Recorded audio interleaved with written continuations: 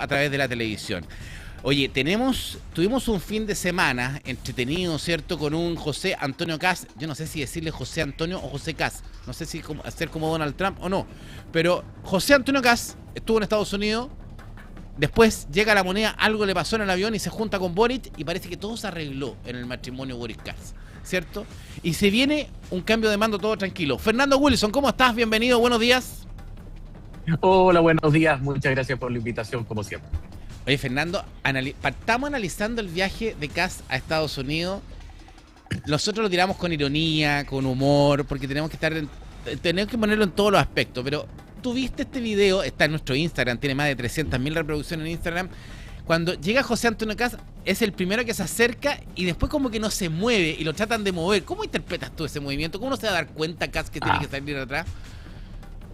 No, eso es una irrelevancia menor. El punto crítico de toda esta cuestión es el contraste de alguna forma del mensaje que subió, te acordarás, Marco Rubio, cuando dijo que ya no esperaban nada del magro legado de Boric, pero claro, que tenían todas las expectativas de cooperar felizmente con el próximo gobierno. Y en esa situación lo invitan como presidente electo, no como presidente en ejercicio. Claro. Por lo tanto, el mensaje político es o vienes, o vienes, o vienes.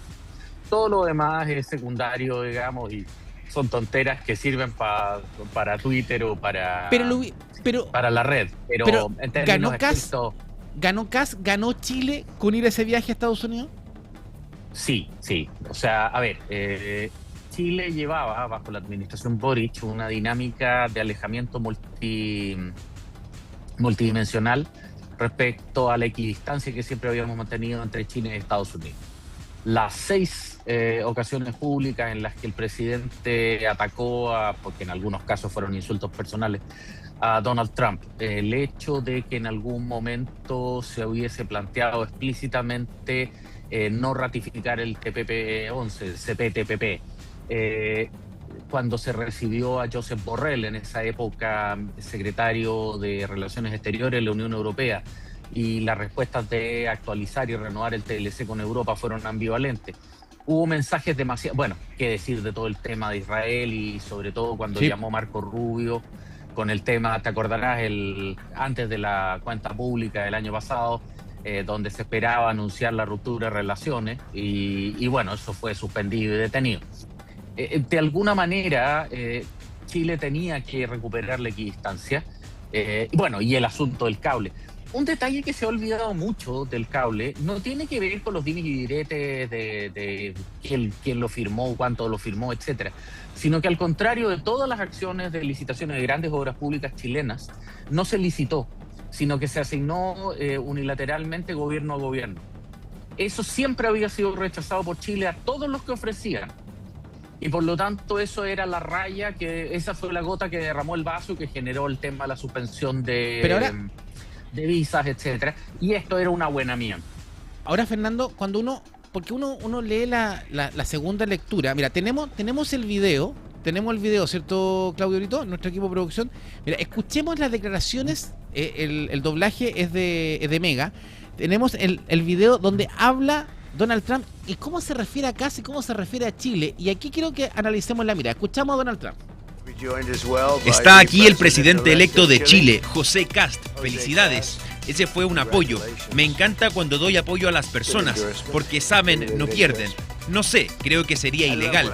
Gastan millones y millones en una campaña y me ruegan por un apoyo y ganan por hasta 30 puntos. Es un honor tener ese poder de apoyar a alguien incluyendo a otros países y solo lo hago si pienso que es bueno. Si no creo, lo rechazo.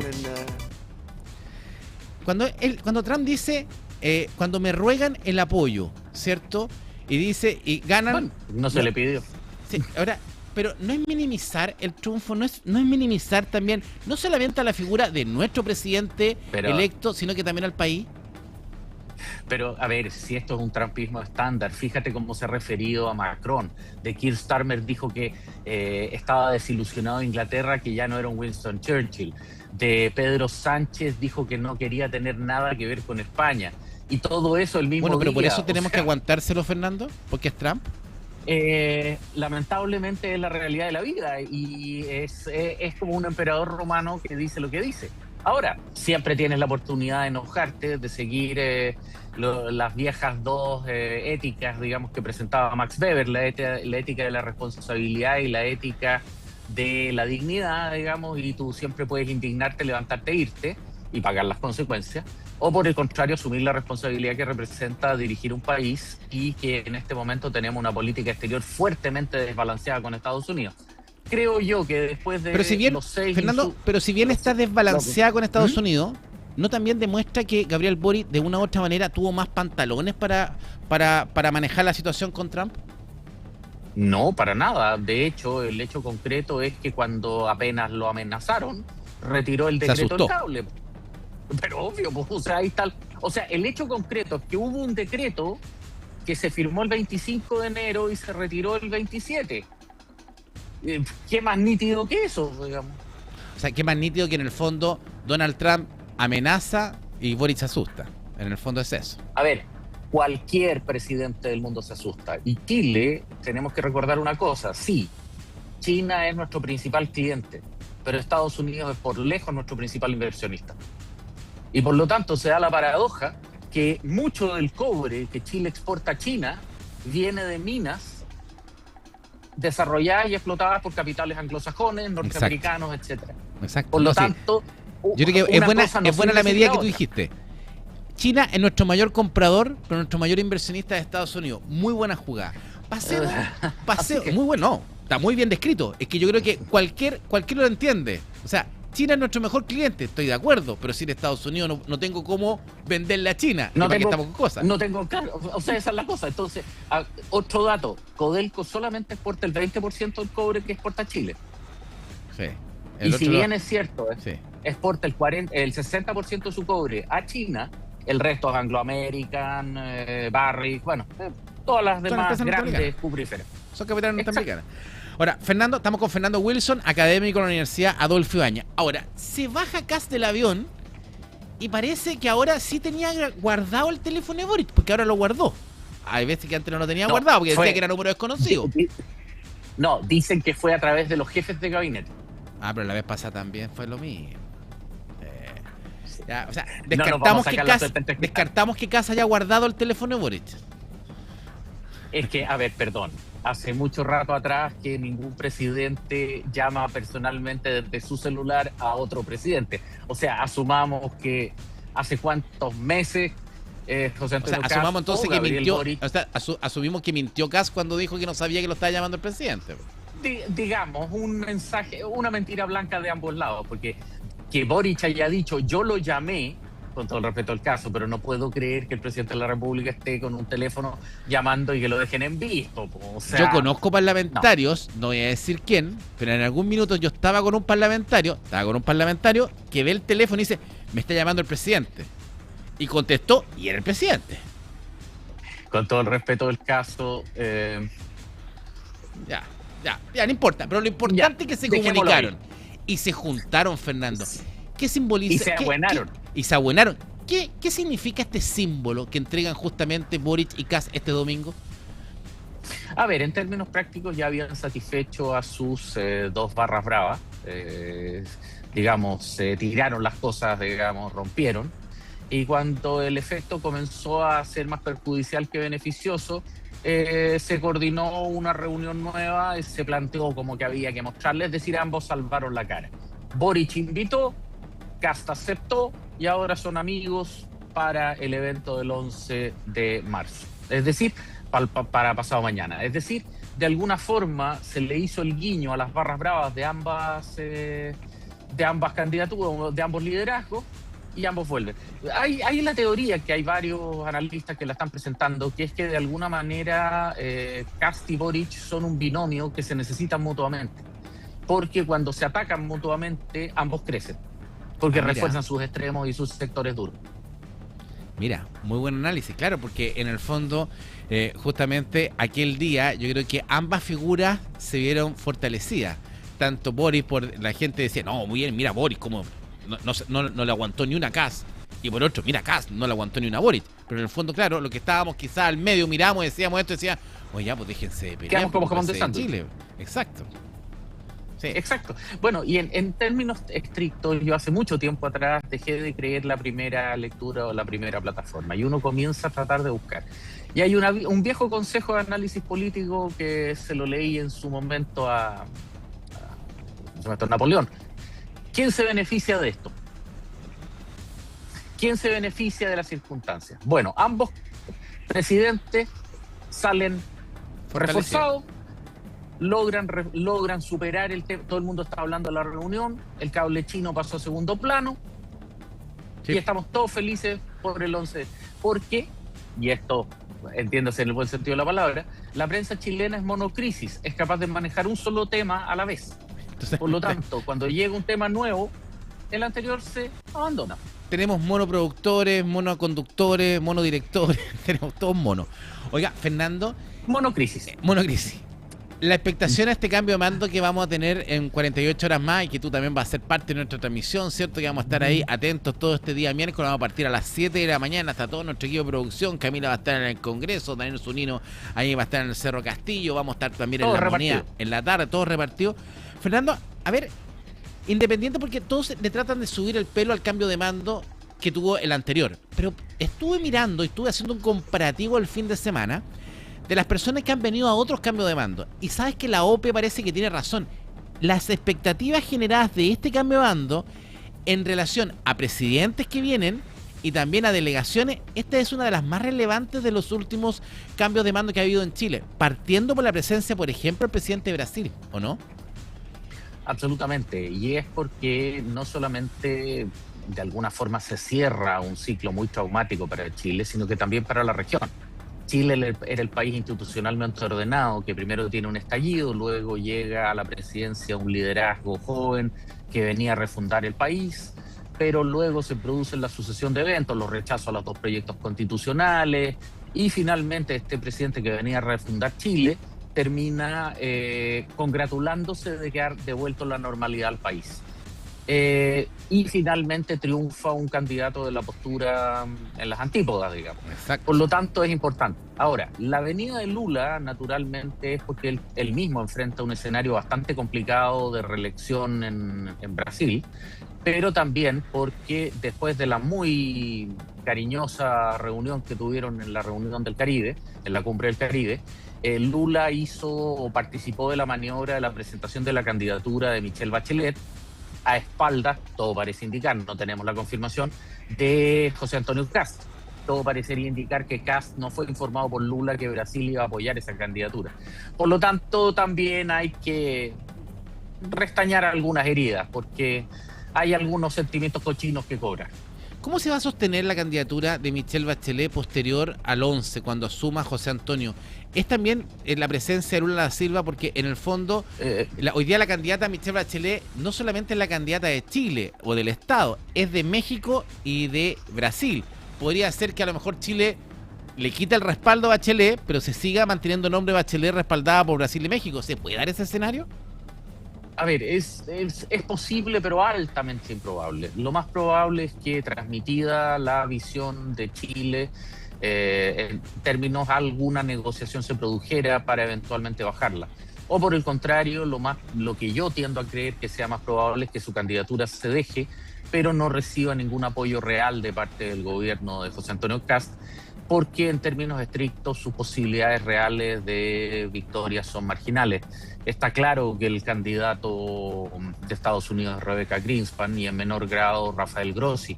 Por lo tanto, un liderazgo socialista para reemplazar a Antonio Guterres, que también es socialista, apoyado por las dos principales potencias socialistas de América Latina, México y Brasil, la verdad es que las posibilidades reales de eso son comparativamente menores.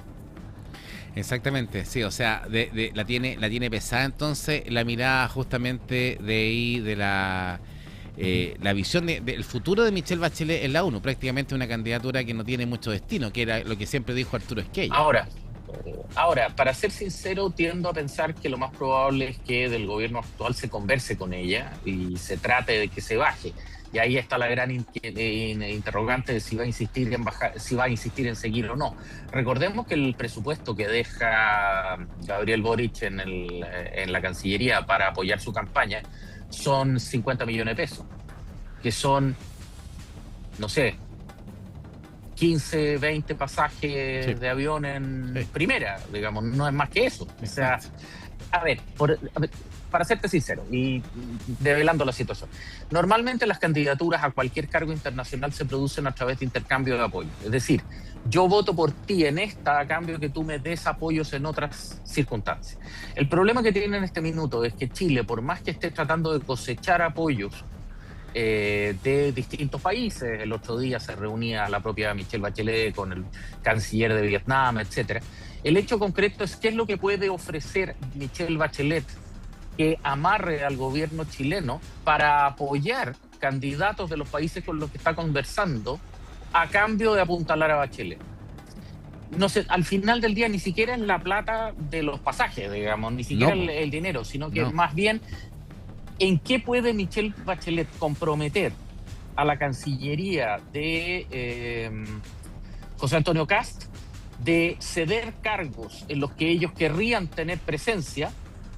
Y acuérdate que eso ya ocurrió con el juez Grossman, el abogado internacional, a quien se cedió su posibilidad de ser juez de la Corte Internacional de Justicia de La Haya, a cambio de un lugar, de una plaza en la Comisión de Derechos Humanos de la Asamblea General de la ONU. Es decir, este juego el gobierno lo entiende. Y por lo tanto están amenazando con una pistola sin balas. Kast podría decir que la apoya, podría darle todo el apoyo logístico y financiero que su candidatura necesite, pero basta con que se niegue a comprometer cargos y con eso queda perdida. Ahora, es complejo el escenario entonces, o sea, definitivamente es un escenario bastante incierto el que tenga que ver. Ahora, Fernando, ¿cómo nos va a mirar Chile? Y con esto va a ir finalizando, ¿cómo nos va a mirar el mundo? ¿Cómo va a estar mirando a Chile este miércoles? ¿Cómo nos va a estar mirando Europa? ¿Cómo nos va a estar mirando también China?